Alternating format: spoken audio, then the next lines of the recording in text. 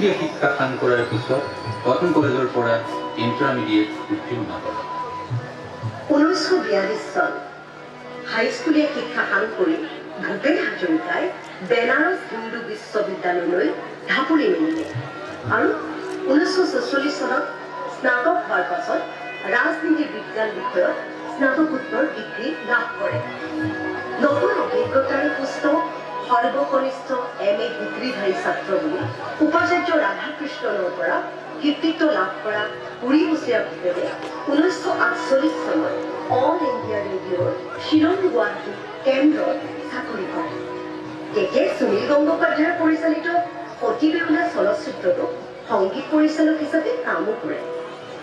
দুৰন্ত মনে কোনো হেঙাল নেমানে হলে আৰ্থিক অনাটনক আওকাণ কৰি ভূপেন হাজৰিকাই পুনৰ উৰা মাৰিলে কলম্বিয়া বিশ্ববিদ্যালয়ৰ গৱেষণাৰ তাতে লগ পালে বিশ্ববন্দিত কৃষ্ণাংগ গায়ক পল ৰবচন। শিকিলে পশ্চিমীয়া সংগীত। ৰবচনৰ অল্ড মেন ৰিভাৰ গীতৰ আধাৰত ভূপেন হাজৰিকাই ব্ৰহ্মপুত্ৰক উদ্দেশ্যি লিখিলে বিস্তীৰ্ণ পাৰৰে অসংখ্য জনৰে হাহাকাৰ শুনিও নিশব্দে নীৰৱে বুঢ়ালৈ তুমি বুঢ়ালৈ পোৱা কিয় বিস্তীৰ্ণ পাৰৰে অসংখ্য জনৰে হাহাকাৰ শুনি নিশব্দে নীৰৱে বুঢ়ালৈ তুমি বুঢ়ালৈ পোৱা কিয় विस्तार है अपार प्रजा दोनों पार करे हाहाकार निशब्द सदा ओ गंगा तुम गंगा बहती हो क्यों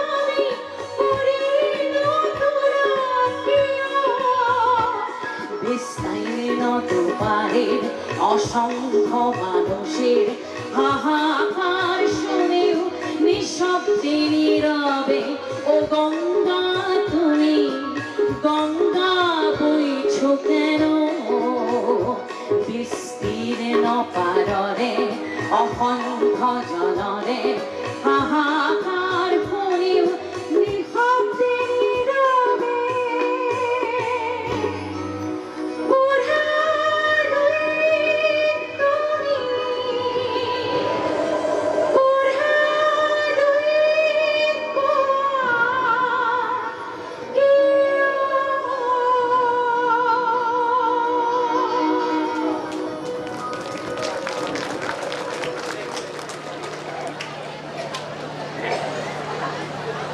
গৱেষণাৰ গভীৰ কৰ্মই ভূপেন হাজৰিকাৰ জীৱন দৰ্শন সলনি কৰিলে। গৱেষণাৰ কাম সমাপন কৰি তেওঁ অসমলৈ পুনৰ ঘূৰি আহিল। তেখেতৰ কাপেৰে নিগৰা যাদুকৰী শব্দৰ কালজয়ী বহুকেইটা গীত সেই সময়তে লিখে। তাৰ মাজৰ সাগৰ সংগমত গীতটি ৰুছ ভাষালৈ অনুদিত হয়। নৃত্য প্ৰতিয়সী প্ৰিয়ংবদা পেটেলৰ লগত ইতিমধ্যে ভূপেন হাজৰিকা বিবাহ পাশত আবদ্ধ হয়। আৰ্থিক অনাটন সংঘাত আদিত একাষৰীয়া কৰি থৈ তেওঁ ভাৰতীয় গণনাট্য সংঘৰ লগত জড়িত হৈ পৰে। লগ পাই মঘাই ওজা, হেমাংগ বিশ্বাস, সলিল চৌধুৰী, বলৰাজ চাহানী, শম্ভু মিত্ৰ, উৎপল দত্ত আদি। তেওঁ সেই সময়তে ৰচনা কৰা গীতত আছিল শোষিত নিপীড়িতজনৰ মনোবেদনা।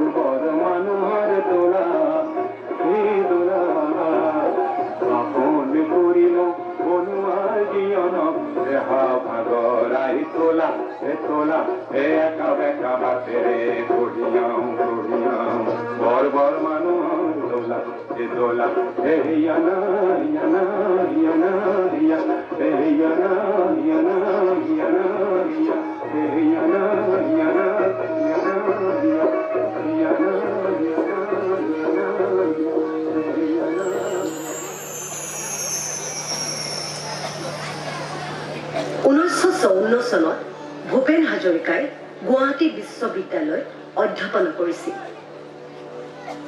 সেই সময়খিনিত ষড়যন্ত্ৰৰ চিকাৰ হোৱা ভূপেন হাজৰিকাই ৰচনা কৰিছিল নাটক এৰাবাটৰ সুৰ। তেখেতৰ ওপৰত হোৱা ষড়যন্ত্ৰৰ প্ৰত্যুত্তৰ স্বৰূপ এই নাটকখনে আন্তঃ বিশ্ববিদ্যালয় মহোৎসৱত প্ৰথম পুৰস্কাৰ লাভ কৰে।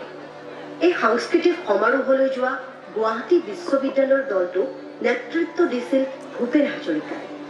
পিছলৈ এই নাটকখন চিনেমালৈ ৰূপান্তৰ কৰে আৰু কুকিল কণ্ঠী লতা মংগেশকাৰৰ কণ্ঠত গাইছিল কালজয়ী গীত জোনা কৰে ৰাতি অসমীৰে মাটি।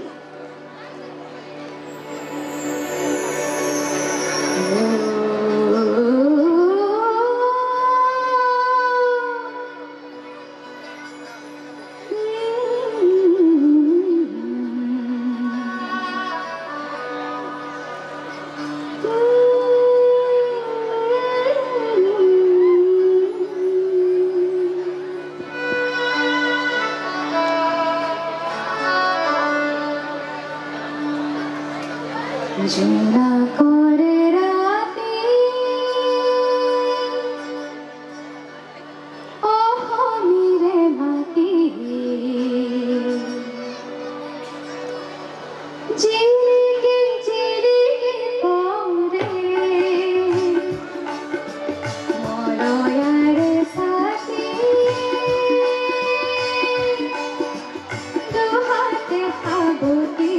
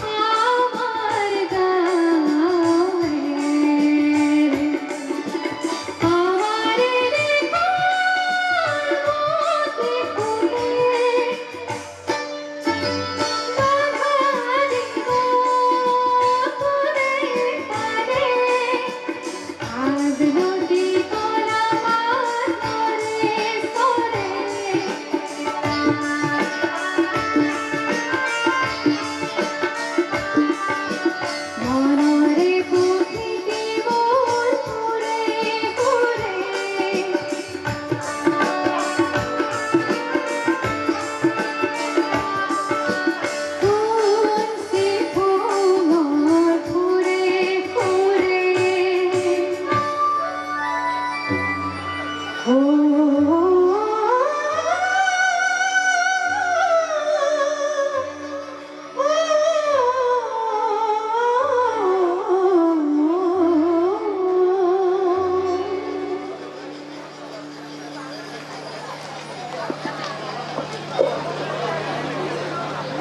হাজৰিকাৰ এৰাবাটৰ সুৰে সৃষ্টি কৰা নাটকৰ ধাৰা অব্যাহত আছিল।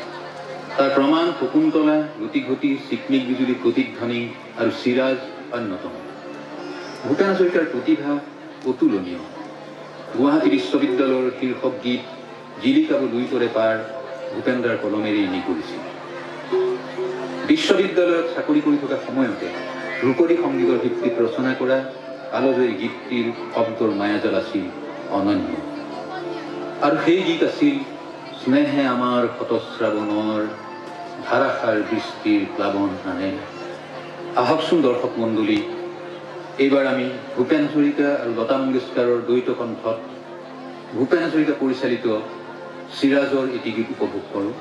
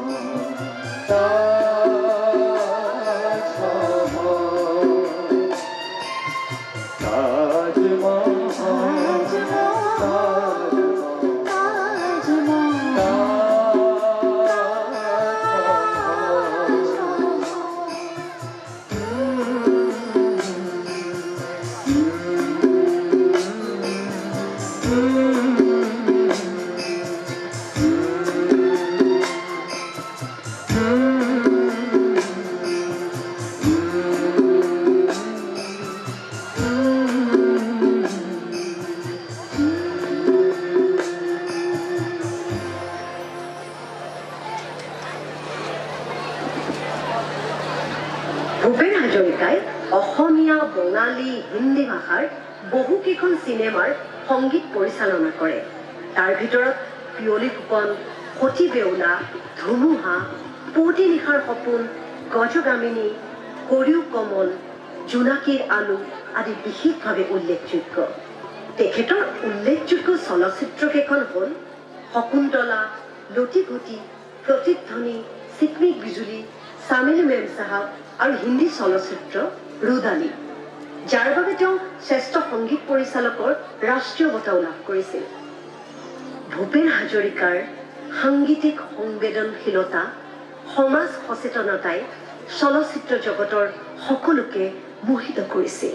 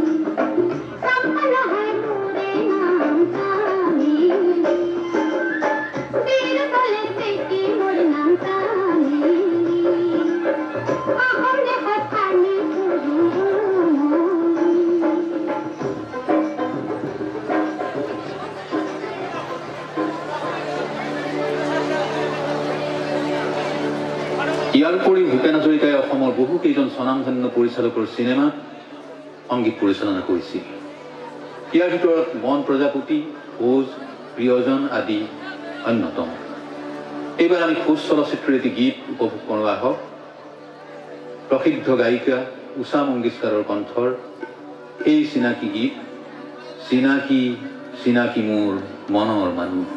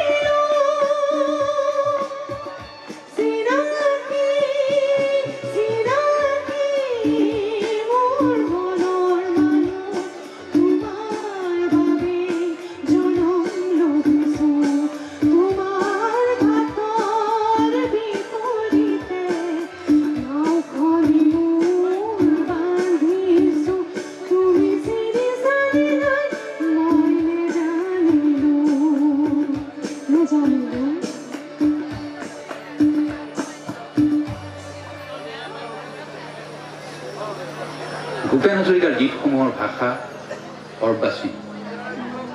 তেওঁৰ গীতত আছে আশা, আছে পাহাৰ ভৈয়ামৰ সম্প্ৰীতিৰ বতৰা। উত্তৰ পূৰ্বাঞ্চলৰ বিভাজনৰ সময়ত কহিমা, মেঘালয়, অৰুণাচল, মণিপুৰ সাতভনীক সমন্বয়ৰ সেতুৰে বান্ধিবলৈ অনেক গীত ৰচনা কৰিছিল। এই গীতসমূহে আন্দোলিত কৰে মন প্ৰাণ। আমেৰিকাৰ পাহাৰীয়া হিলিবিলি মিউজিকক বুটলি আনি তেখেতে ৰচা গীতটি হ'ল